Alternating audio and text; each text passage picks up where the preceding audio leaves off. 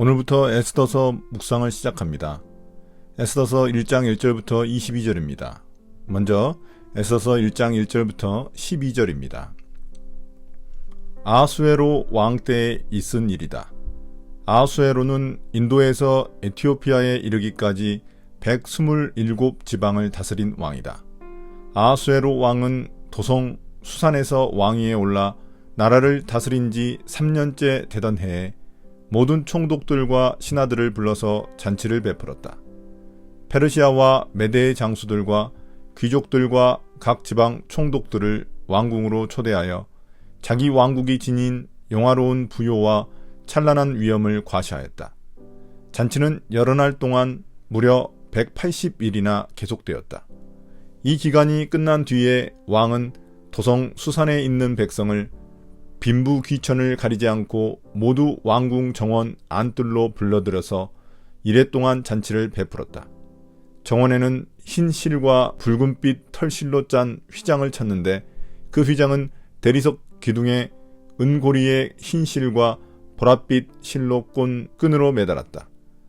화반석과 백석과 운모석과 흑석으로 덮인 바닥에는 금과 은으로 입힌 의자들이 놓여 있었다. 술잔은 모두 금잔이었는데 모양이 저마다 달랐다. 왕이 내리는 술은 풍성하였다. 그날은 어전 음주법을 따르지 않았으므로 많이 마시고 싶은 사람은 많이, 적게 마시고 싶은 사람은 적게 마셨다. 그것은 왕이 모든 술 심부름꾼에게 마실 이들이 원하는 만큼 따라주라고 지시하였기 때문이다. 와스디 왕후도 부인들을 초대하여 아하수에로 왕의 그 궁궐 안에서 잔치를 베풀었다. 이래가 되는 날에 왕은 술을 마시고 기분이 좋아지자 자기를 받드는 7 궁전 넷이 곧 무후만과 비스다와 하르보나와 빅다와 아박다와 세달과 가르가스에게 이르기를 와스디 왕후가 왕후의 관을 쓰고 왕 앞으로 나오게 하라고 명령하였다. 왕후가 미인이므로 왕은 왕후의 아름다움을 백성과 대신들 앞에서 자랑하고 싶었던 것이다. 그러나 와스디 왕후는 내시들에게 왕의 명령을 전하여 듣고도 왕 앞에 나오기를 거절하였다. 이 소식을 들은 왕은 화가 몹시 났다. 마음속에서 분노가 불같이 치밀어 올랐다. 1장 1절부터 12절까지의 해설입니다.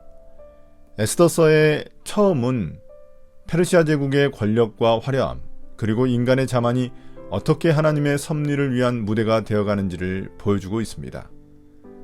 물론 하나님의 이름은 언급되지 않지만 사건의 전개 속에는 무엇인가 하나님의 손길이 감지됩니다. 아하수에로 왕은 고대 페르시아의 제4대 왕, 즉 크세르크세스 1세로 알려져 있습니다. 그는 다리우스 1세의 아들이며 영화 300에 나오는 페르시아 왕으로 서구 문화에서 널리 알려져 있습니다. 그의 통치는 페르시아 제국의 절정기에 해당하며 그의 통치 아래의 제국은 127개의 지방에 이르렀고 이는 인도에서 이티오피아에 이르기까지의 방대한 영토를 아우르고 있습니다. 본문의 무대인 수상궁은 페르시아의 여름궁전으로 사용되던 행정 수도 중 하나였습니다. 즉위 3년째 되던 해 왕은 반란 진압 및 제국 통합 이후 권력을 공고히 하기 위해 180일에 걸친 긴 잔치를 벌입니다. 이 잔치는 단순한 사치나 오락의 차원이 아닌 정치적 과시와 외교적 선전의 목적을 띠고 있습니다. 이어서 그는 수산 성읍의 모든 백성을 위한 7일간의 잔치를 더 베풀며 자신의 인자함과 영광을 백성들에게 각인시키려 합니다. 여기에 등장하는 화려한 궁정의 장식과 대리석 기둥, 금과 은 잔, 왕의 후함이 묘사된 것은 제국의 부요함과 왕의 권위를 극대화시키기 위한 의도입니다. 왕후 와스디도 별도의 잔치를 여성들을 위해 베풀었고 7일 잔치 마지막 날 술에 취한 왕은 자신의 왕후의 미모를 백성들과 고관들에게 과시하려고 그녀를 부릅니다. 그러나 와스디 왕후는 사람들의 눈요깃감이 되는 게 싫어 왕의 명령을 거절하고 맙니다. 그러자 왕은 자신의 체면이 구겨진 일로 인해 경노하게 됩니다. 에스더서 1장 13절부터 22절입니다. 왕은 곧 법에 밝은 측근 전문가들과 이 일을 의논하였다. 왕이 법과 재판에 관하여 잘 아는 이들과 의논하는 것은 그 나라의 관례였다. 왕 옆에는 가르스나와 세달과 아드마다와 타시스와 메레스와 마르스나와 무무간 등 페르시아와 메대의 7 대신이 있어서 늘 왕과 직접 대면하여 의견을 나누었는데 그들은 나라 안에서 벼슬이 가장 높은 사람들이었다.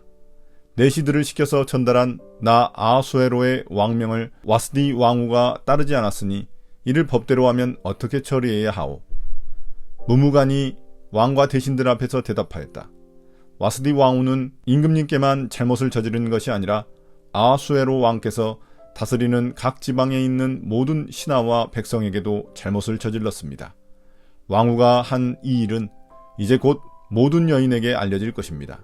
그렇게 되면 여인들은 아하수에로 왕이 와스디 왕후에게 어전에 나오라고 하였는데도 왕후가 나가지 않았다고 하면서 남편들을 업신여기게 될 것입니다. 페르시아와 메대의 귀부인들이 왕후가 한 일을 알게 되면 오늘 당장 임금님의 모든 대신에게도 같은 식으로 대할 것입니다. 그러면 멸시와 분노가 걷잡을 수 없이 되풀이될 것입니다. 그러니 임금님만 좋으시다면 와스디 왕후가 다시는 아하수에로 임금님의 어전에 나오지 못하도록 어명을 내리시고 그것을 페르시아와 메대의 법으로 정하여 고치지 못하도록 하셔야 할 줄 압니다. 그리고 왕후의 자리는 그 여인보다 더 훌륭한 다른 사람에게 주시는 것이 마땅하다고 생각합니다. 왕의 칙령이 이 큰 나라 방방곡곡에 선포되면 낮은 사람이고 높은 사람이고 할 것 없이 모든 여인이 저마다 자기 남편에게 정중하게 대할 것입니다. 왕과 대신들은 그의 말이 옳다고 여기고 왕은 즉시 무무간이 말한 대로 시행하였다. 왕은 그가 다스리는 모든 지방에 조소를 내렸다. 지방마다 그 지방에서 쓰는 글로 백성마다 그 백성이 쓰는 말로 조소를 내려서 남편이 자기 집을 주관하여야 하며 남편이 쓰는 말이 그 가정에서 쓰는 일상 언어가 되어야 한다고 선포하였다. 13절부터 22절까지의 해설입니다. 왕후 와스디의 거절은 아하수에로 왕에게 있어 단순한 개인적 모독을 넘어 제국의 권위 구조 자체를 위협하는 사건으로 간주됩니다. 이 시점에서 왕은 페르시아의 관례에 따라 법을 잘 아는 고위직 신하들과 의논합니다. 페르시아 제국은 한 번 정한 법은 왕조차도 바꿀 수 없는 전통이 있었기에 왕의 모든 결정은 매우 신중할 필요가 있었습니다. 왕의 측근인 7 신하들은 와스디의 행동을 왕 개인에 대한 거역으로만 보지 않고 그것이 제국 전체 여성들에게 안 좋은 선례가 될 것을 염려합니다. 이는 가부장적 질서에 대한 불안을 반영하는 정치적인 과잉 반응에 불과합니다. 여성의 거절이 남성의 권위 전체를 무너뜨릴 수 있다는 두려움은 이들의 제안이 단순한 규율이 아니라 사회적 통제를 위한 수단임을 드러냅니다. 그들은 왕후 와스디는 더 이상 왕 앞에 나오지 못하게 하고 그 왕후의 자리를 그녀보다 나은 다른 사람에게 주도록 해야 한다고 조언을 합니다. 그러면서 각 가정에서 남편이 가정을 다스릴 권위를 인정하도록 하는 조소를 내립니다. 이 조소는 각 지방의 문자와 언어로 번역되어 전국에 전달되며 가부장 중심의 질서를 공고히 하는 데 목적을 두고 있습니다. 오늘의 묵상입니다. 페르시아 왕 아하수에로의 화롭고 사치스러운 잔치는 겉보기에는 왕과 제국의 위엄을 드러내기 위한 행사였습니다. 하지만 그 무대는 오히려 왕의 체면이 무너지고 권위가 흔들리는 장면으로 전환됩니다. 왕후 와스디의 단호한 거절은 단지 개인의 불복종을 넘어서 제국 권력의 허악한 본질을 드러내고 있습니다. 왕과 신하들은 이 사소한 사건을 과장하여 조소를 발행하고 가부장적 질서를 전국에 재확인하려 듭니다. 이러한 성급하고 과도한 반응은 그들의 통치가 진정한 권위가 아닌 불안과 통제로 유지되고 있음을 보여줍니다.